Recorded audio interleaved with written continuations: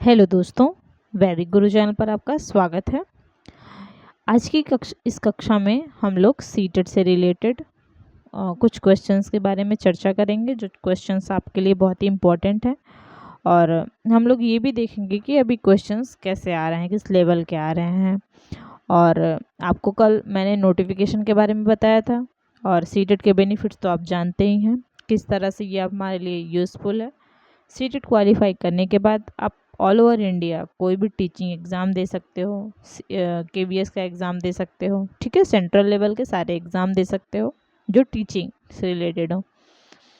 और हाँ, आप ये भी जानते हो कि दो तरह के, मतलब इसमें दो पेपर होते हैं, एक 1st to 5th के लिए होता है और एक 6 to 8 के लिए होता है। तो यहाँ पर आपको जो तैयारी कराई जाएगी वो आपके दोनों एग्ज़ाम के लिए होगी। और एक इम्पॉर्टेंट बात मैं आपको बताऊंगी कि कैसे मैंने जो है सीटेट क्वालिफाई किया था, ठीक है। तो इसमें बेसिक्स ही बहुत इम्पॉर्टेंट ये होता है कि हम कितना ज़्यादा से ज़्यादा प्रैक्टिस करते हैं क्वेश्चन का, ठीक है। और मैंने जब किया था सीटेट क्रैक, तब मैं स्कूल में पढ़ाती भी थी, प्राइवेट स्कूल में। तो उस टाइम मेरे पास ज़्यादा टाइम भी नहीं होता था, तो मैं ज़्यादा से ज़्यादा क्वेश्चन सॉल्व करती थी, ठीक है।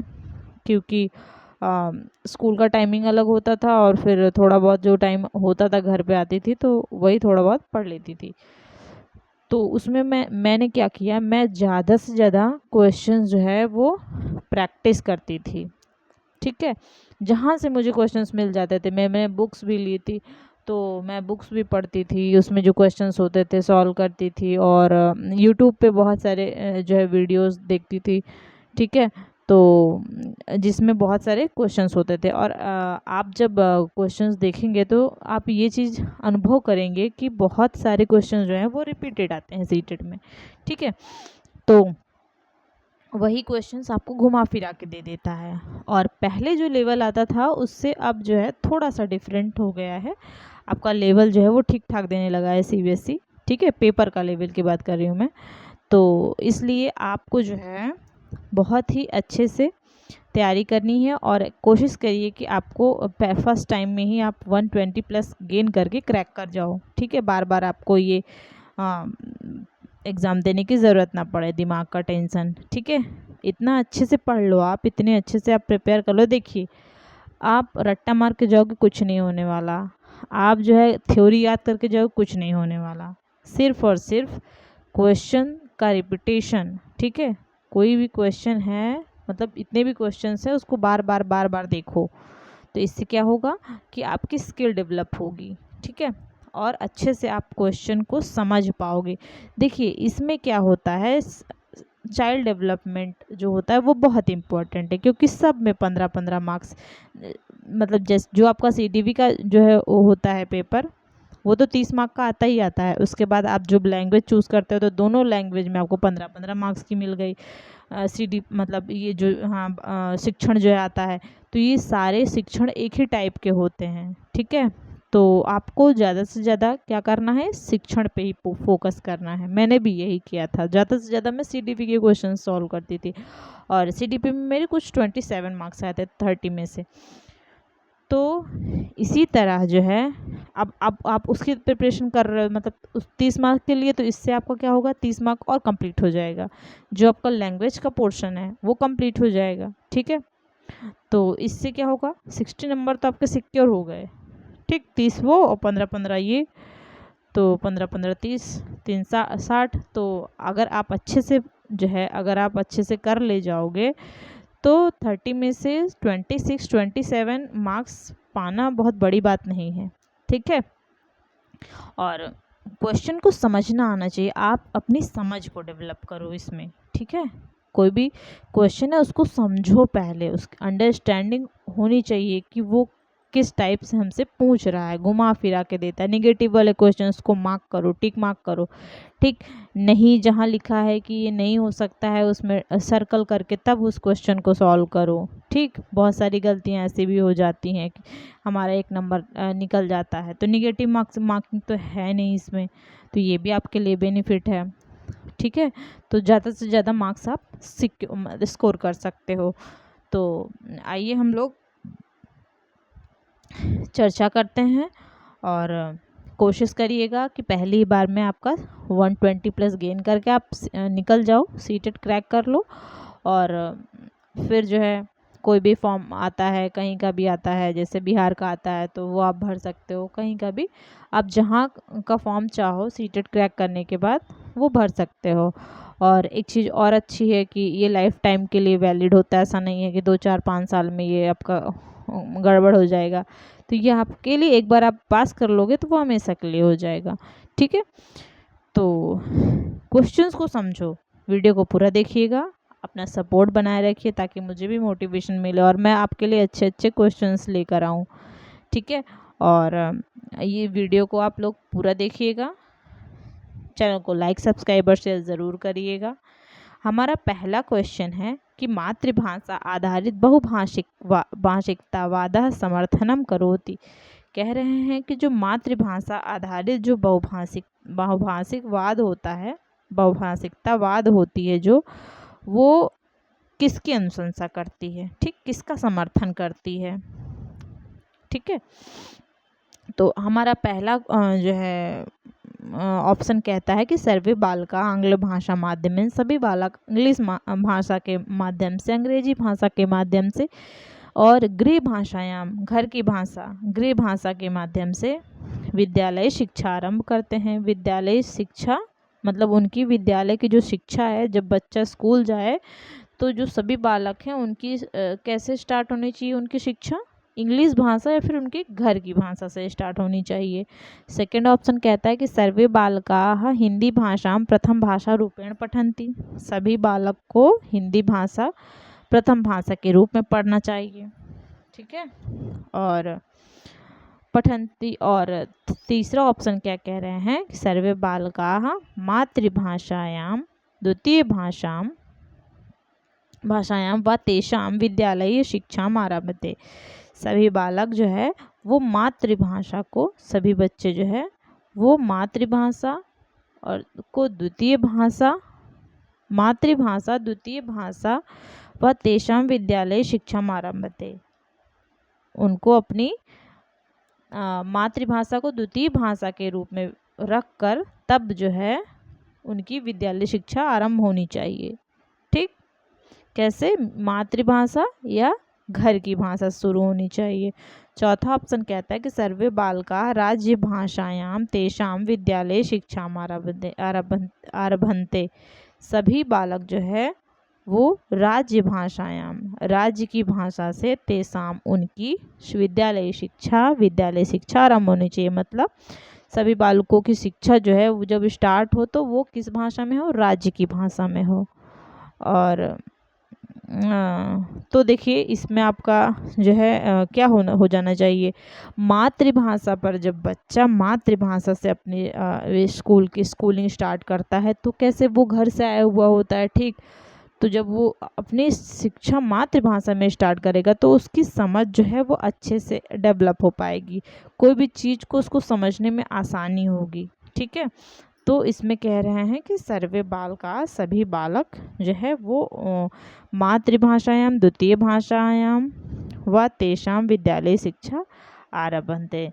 सभी बच्चों को मातृभाषा, विद्यालय शिक्षा जो है उनकी मातृभाषा या फिर उनकी घर की भाषा में जो है शुरू होनी चाहिए।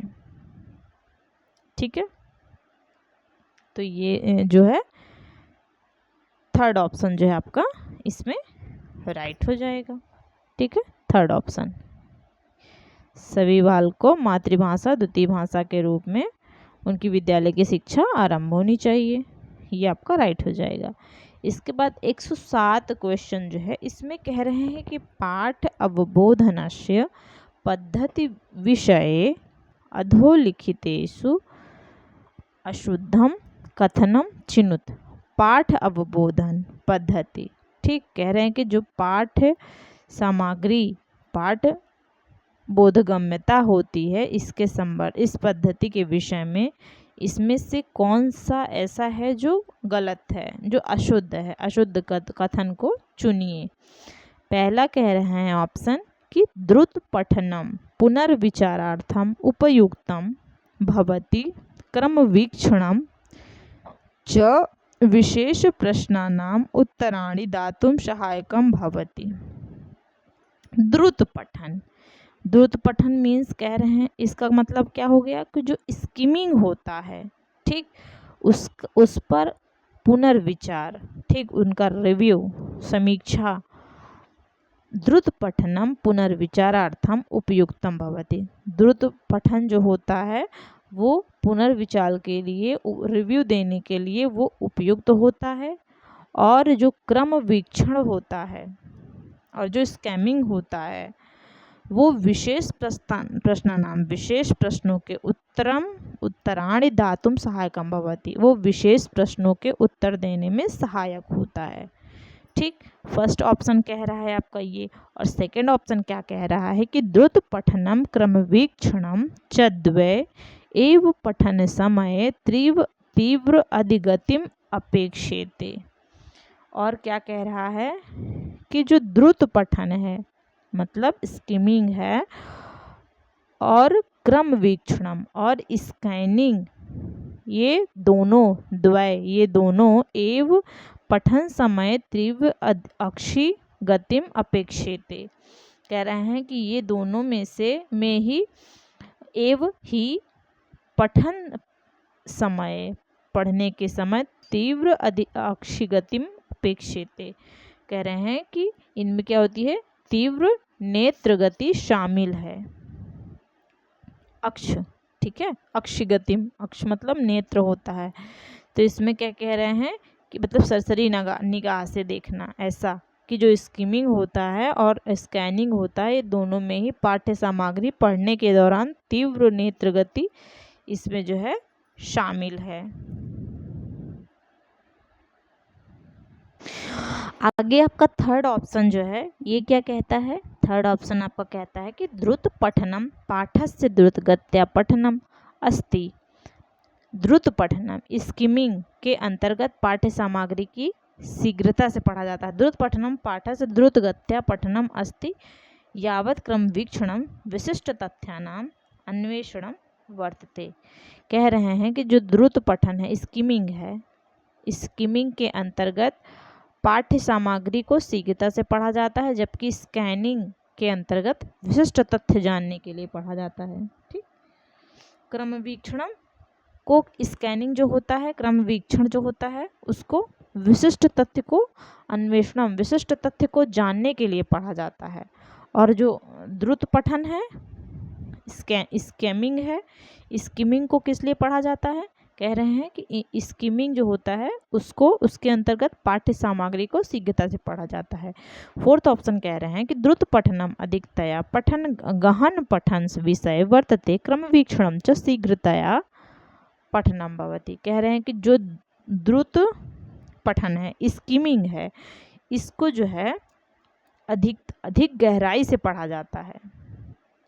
ठीक, और जबकि जो स्कैनिंग है उसको सरसरी निगाह से पढ़ा जाता है। ठीक, तो देखिए इसमें जो है आप पहले इसको समझिए कि स्किमिंग होता क्या है। स्किमिंग जो होता है वो कोई भी जो पाठ्य सामग्री है जो आप पढ़ रहे हो उसको कैसे जल्दी से पढ़ने की विधि है ये। ठीक, फटाफट पढ़ने की, स्किमिंग जो होता है वो फटाफट मतलब कोई चीज़ बहुत जल्दी पढ़ने की विधि है, ताकि जो है इसमें जो विचार हैं और इसका जो अर्थ है वो समझा जा सके। ठीक, और इसकी समीक्षा की जा सके कि और सामान्य अवलोकन प्राप्त किया जा सके। और जो स्कैनिंग होता है वो क्या होता है, कोई जो विशिष्ट जानकारी उसकी खोज के लिए पढ़ना। ठीक, जैसे कि स्किमिंग में क्या हो गया कि आदमी सामान्य समझ के लिए पढ़ता है, और स्कैनिंग क्या हो गया, स्कैनिंग हो गया कि कोई हमको उसमें ज़रूरी सूचना जो है ढूंढना है। ठीक, कोई ज़रूरी सूचना। स्कैनिंग जो हो गया ये आपका, स्कैनिंग जो हो गया ये आपका कोई ज़रूरी सूचना ढूंढना। ठीक, कोई आप ज़रूरी सूचना है वो ढूंढ रहे हो, ये हो गया। और ये स्किमिंग क्या हो गया कि सामान्य समझ के लिए। ठीक, सामान्य समझ के लिए पढ़ लेना। तो अब देखिए इसमें जो है कौन सा ऑप्शन सही होगा। इसमें देखिए कह रहे हैं कि पाठ अवबोधन पद्धति विषय अधोलिखितम अशुद्ध कथन। इसमें कह रहे हैं कि अशुद्ध कथन। तो देखिए अभी मैंने आपको क्या बताया कि जो किसी चीज़ को जानकारी को तलाश करना, तो ये उल्टा लिखा है इसमें। जानकारी को तलाश करने के लिए उसको गहन अध्ययन करना पड़ता है और गहन अध्ययन के लिए क्रमवीक्षण होता है, ठीक। और द्रुत पठन स्किमिंग क्या होता है, ये स्कैनिंग कहा जाता है इसको। और स्किमिंग क्या होता है, स्किमिंग मीन्स फटाफट कोई चीज़ पढ़ लेना, ठीक। ऐसे ही सरसरी निगाह से उसको पढ़ लेना, केवल सामान्य समझ के लिए पढ़ना।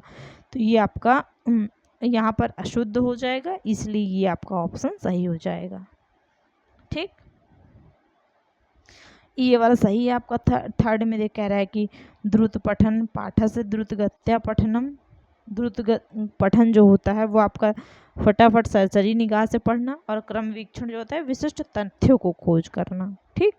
और इसमें भी देखिए तीव्र गति से पढ़ना, और ये भी आपका सही है। इसमें राइट आंसर आपका फोर्थ ऑप्शन हो जाएगा। 108 क्वेश्चन क्या कह रहा है कि यदा बालाः तेषां परिवेशे दृश्यमानानां वस्तु घटना तथ्यानां विषये प्रष्टुं भाषां प्रयोक्तुम्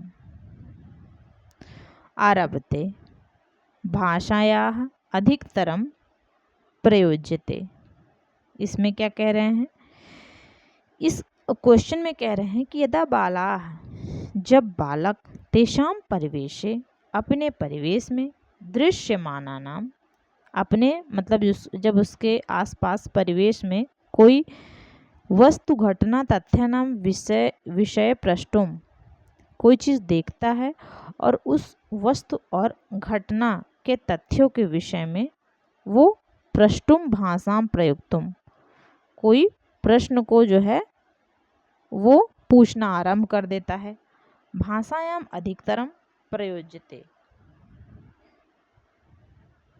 मतलब कह रहे हैं कि यदा, जब बच्चे, बालाः तेषां परिवेश से, अपने परिवेश के बारे में, दृश्यमानानां, जो मतलब जो चीज़ें देखते हैं, वस्तु घटना तथ्यानां, वस्तु घटना तथ्य, ठीक है, जिस चीज़ को उनके आसपास परिवेश में जो चीज़ें होती हैं, वस्तुएं, घटना, या फिर क्या कह रहे हैं कि तथ्यानां, तथ्यों के विषय में प्रष्टुम भाषां प्रयोक्तुम आरभते, वो उनके बारे में प्रश्न पूछना आरंभ कर देते हैं। तो भाषा अधिकतरम प्रयोज्यते, भाषाया किम क्रियां, तो कह रहे हैं कि भाषा की कौन सी क्रिया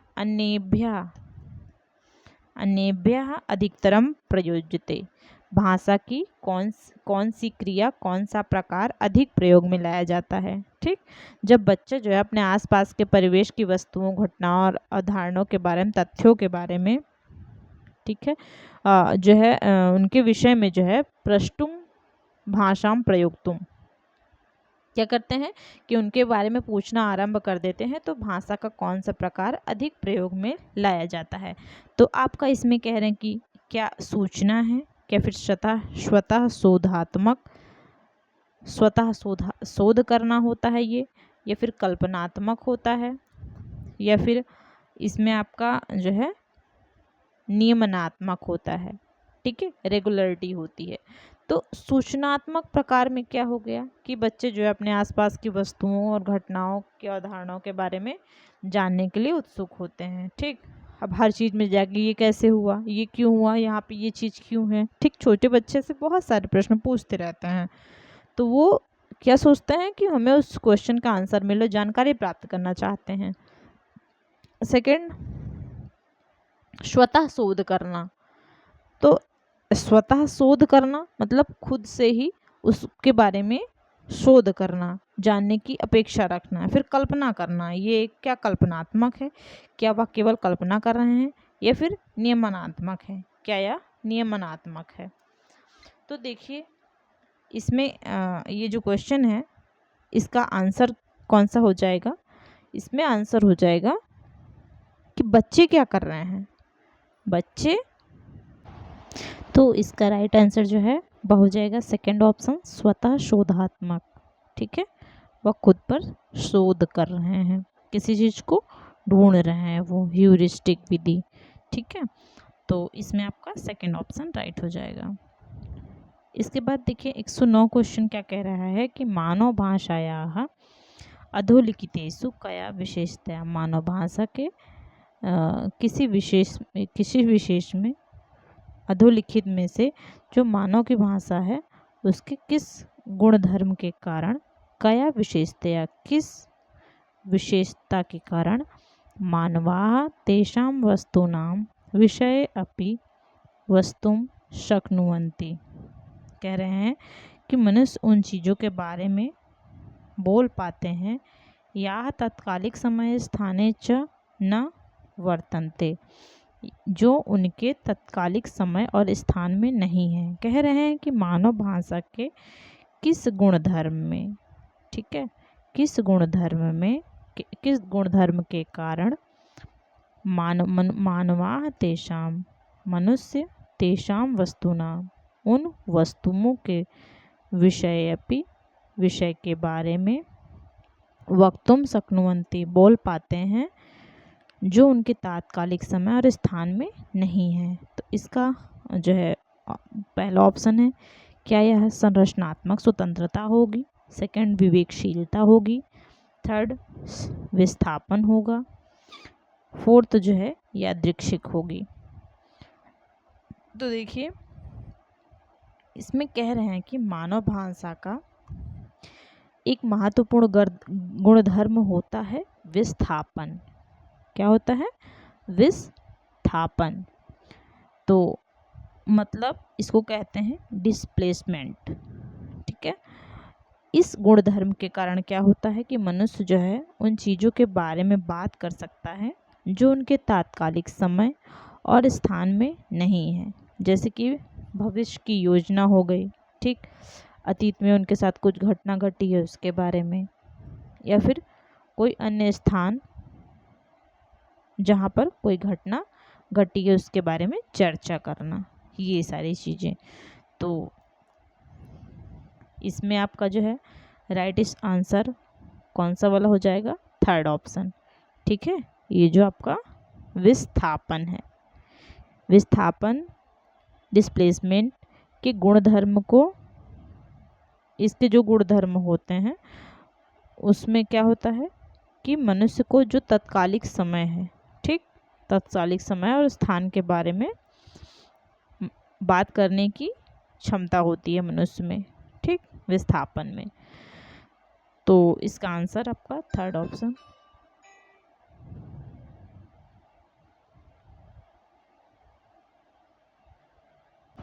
इसके बाद देखिए यहाँ पर 110 क्वेश्चन, इसमें कह रहे हैं कि अधोलिखितेषु कौशलेषु किम सावबोध पठनस्य सूचकः न मन्यते। कह रहे हैं कि अधोलिखित में से कौन सा कौशल है जिसमें समझ के साथ पठन का लक्षण नहीं है। ठीक, समझ के साथ पठन का लक्षण नहीं है, ऐसा कौन सा कौशल है? फर्स्ट ऑप्शन कह रहा है कि विचाराणाम घटनाक्रमस्य च व्यवस्था आकलनम च, विचारों के क्रम का संयोजन और आकलन करना। सेकंड कह रहा है अधुना पर्यंत पठित पाठस्य मानसिक संक्षेपणम। अधुना मतलब अब तक की जो पढ़ी गई सामग्री है उसका मानसिक रूप से सारांशीकरण करना। थर्ड कह रहा है कि प्रत्येक वर्णमाला नाम च एकाग्रता, प्रत्येक वर्ण मतलब अक्षर और वर्णमाला पर ध्यान केंद्रित करना, प्रत्येक वर्ण और वर्णमाला पर ध्यान एकाग्र करना। फोर्थ कह रहा है कि आगामी विषय वस्तु ना पूर्वानुमानम, आगामी जो विषय वस्तु है उसके आगे का अनुमान लगाना। ठीक, कोई विषय वस्तु है उसके आगे के बारे में आपको अनुमान लगाना है। तो देखिए इसमें आपका जो है पहले इसको समझिए कि समझ के साथ पठन का लक्षण नहीं है। इसमें आपका राइट आंसर हो जाएगा अक्षरों और वर्णमाला पर ध्यान केंद्रित करना। ठीक, प्रत्येक वर्ण और वर्णमाला पर एकाग्रता लाना, ये जो है आपका समझ के साथ पठन का लक्षण नहीं है। इसका मतलब क्या है? समझ के साथ पठन का मतलब है कि जो पढ़ने वाला व्यक्ति है वह केवल शब्दों को ही नहीं पढ़ता, उसमें क्या चीज़ कही जा रही है उसके अर्थ को समझता है। ठीक, उसमें और उसके साथ साथ उसमें जो विचार हैं, घटना है, उसका विश्लेषण भी व्यक्ति करता है। लेकिन जो अक्षर और वर्णमाला है, इस पर ध्यान केंद्रित करना, यह केवल और केवल पठन कौशल है, ना कि समझ इसमें विकसित होती है। ठीक, समझ के साथ पठन का लक्षण यह नहीं है। इसलिए आपका इसमें राइट आंसर कौन सा वाला हो जाएगा? इसमें राइट आंसर हो जाएगा थर्ड ऑप्शन। ठीक है, थर्ड ऑप्शन राइट हो जाएगा। 111 क्वेश्चन कहता है कि द्वितीय भाषा अध्यापने अधोलिखितेषु किं व्याकरणानुवाद विधि नास्ति। कह रहे हैं कि द्वितीय भाषा के अध्यापन के समय अधोलिखित में से किम व्याकरण अनुवाद विधि नास्ति, इसमें से कौन सा व्याकरण अनुवाद विधि नहीं है। ठीक, फर्स्ट ऑप्शन द्वितीय भाषया प्रत्यक्ष संप्रेषणम तदंतरम द्वयो भाषयो व्याकरण नियमानाम तुलनाम। कह रहे हैं कि द्वितीय भाषा के व्याकरण के द्वितीय भाषा प्रत्यक्ष संप्रेषण, द्वितीय भाषा का प्रत्यक्ष संप्रेषण, ठीक, तुरंत प्रत्यक्ष संप्रेषण, उसके बाद तदंतरम, उसके बाद द्वयो भाषयो, दोनों भाषा के व्याकरण नियमानाम तुलना, दोनों भाषाओं में जो व्याकरण है उसके नियमों की तुलना करना। ठीक, सेकंड ऑप्शन कहता है कि भाषाया कार्यात तस्या स्वरूपे अधिकतरम केंद्रीकरणम। भाषाया कार्यात, भाषा के जो कार्य हैं उसके स्वरूप को अधिकतरम, ज़्यादा से ज़्यादा उस पर केंद्रीकरण करना। समझ में आया? मीन्स भाषा के जो प्रकार हैं, ठीक, भाषा के जो कार्य हैं, मतलब भाषा क्या क्या कार्य कर सकती है और उसका जो फॉर्मेशन है, उसका जो स्वरूप है, उसमें ज़्यादा से ज़्यादा इस पर केंद्रीकृत करना। ठीक है, इस पे ध्यान देना। थर्ड ऑप्शन कह रहा है प्रथम द्वितीय भाषाओं व्याकरण नियमानाम तुलना। प्रथम द्वितीय भाषाओं, प्रथम और जो द्वितीय भाषा है उसके व्याकरणिक नियमों की तुलना करना। फोर्थ ऑप्शन कहता है कि द्वितीय भाषाया व्याकरण नियमानाम अधिगमा। द्वितीय भाषा के व्याकरण के नियमों का अधिगम करना। ठीक, उसका अभ्यास करना, समझना, सीखना। तो ये जो है 111 जो क्वेश्चन है, इसमें इसका जो देखिए इसमें क्या रहा है, कह रहा है कि द्वितीय भाषा जो होती है वो शिक्षण के व्याकरण अनुवाद के विधि का मुख्य उद्देश्य, इसका मुख्य उद्देश्य क्या है कि व्याकरण के नियमों का अधिगम और अभ्यास करना। व्याकरण के नियम जो हैं उनका ज़्यादा से ज़्यादा अभ्यास करना, उस पर अधिक ध्यान दिया जाता है। ठीक है, इसलिए जो है इसमें आपका राइट आंसर कौन सा वाला हो जाएगा? फर्स्ट ऑप्शन हो जाएगा कि द्वितीय भाषा में सीधे ही संप्रेषण करना, प्रत्यक्ष संप्रेषण। ठीक, द्वितीय भाषा में सीधे संप्रेषण करना और उसके बाद क्या करना कि दोनों भाषाओं के व्याकरण के नियमों की तुलना करना। यह जो विधि है, यह गुणधर्म इसका नहीं है। ठीक, तो इसमें आपका राइट आंसर कौन सा वाला हो जाएगा? 111 में आपका राइट आंसर फर्स्ट ऑप्शन हो जाएगा। और इसमें जो है व्याकरण अनुवाद विधि में ये मतलब ये आपका निगेटिव है। ठीक, प्रत्यक्ष संप्रेषण और उसके बाद तुलना करना, ये आपका संप्रेषण मतलब रॉन्ग हो जाएगा, इसलिए ये सही है। अब देखिए व्याकरण अनुवाद विधि का जो इसके लक्षण है, इसमें क्या क्या है, इसमें जो है भाषा के कार्यों, उनके स्वरूप का पर ज़्यादा से ज़्यादा ध्यान दिया जाता है, मतलब केंद्रीकृत किया जाता है। प्रथम द्वितीय भाषा में जो है व्याकरणों के जो नियम हैं उनकी व्याकरणिक नियम की तुलना की जाती है। ठीक, दो भाषाओं में नहीं, और फोर्थ जो कह रहा है कि द्वितीय भाषा व्याकरण नियमनम अधिगमा, द्वितीय भाषा के को जो है व्याकरण नियमों के साथ जो है उसको पढ़ना। ठीक, तो ये आपका जो है इसमें सही हो जाएगा कि द्वितीय भाषा में सीधे ही संप्रेषण करना और इसके बाद दो भाषाओं के व्याकरणों के नियमों की तुलना करना। ये आपका मैच नहीं खाता है, व्याकरणवाद विधि नहीं है ये, इसलिए ये फर्स्ट ऑप्शन राइट हो गया। इसके बाद 112 क्वेश्चन देखेंगे।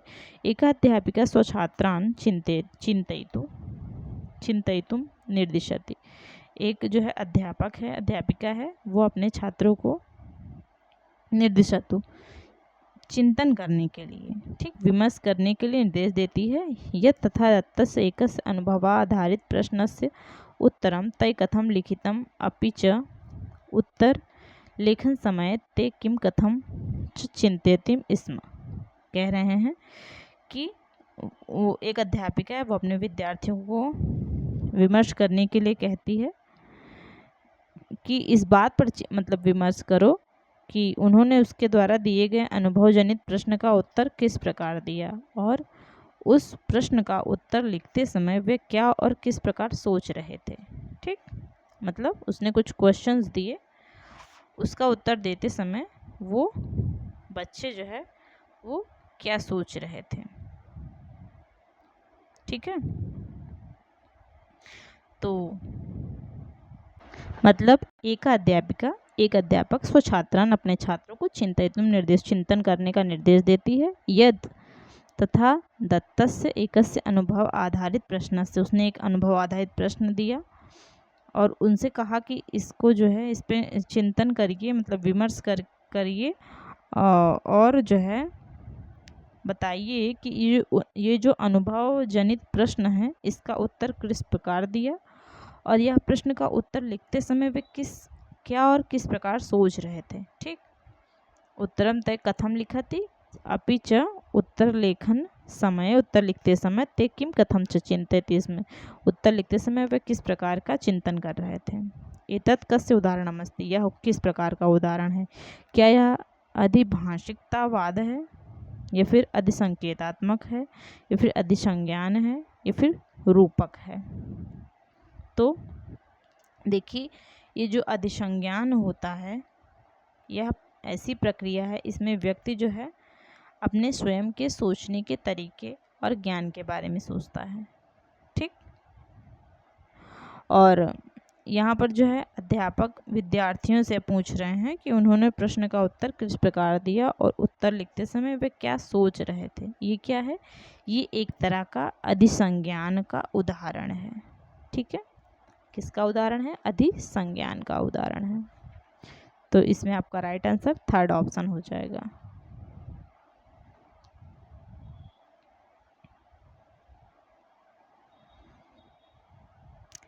नेक्स्ट कह रहे हैं कि अधोलिखितेषु किम कृष्णस्य परिकल्पनायां वाइगोत्स्की महोदयस्य जेडपीडी इत्यस्यां समानं वा वर्तते।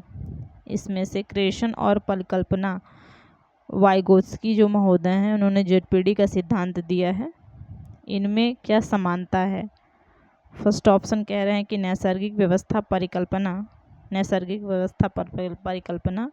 सेकंड प्रभावशाली फिल्टर कल्पना, थर्ड ऑप्शन कह रहे हैं कि निविष्ट परिकल्पना,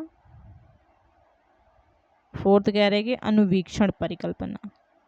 ठीक है, तो इसमें देखिए, इसमें आपका जो राइट आंसर है 113 में, इसमें आपका राइट आंसर हो जाएगा निविष्ट परिकल्पना। ठीक,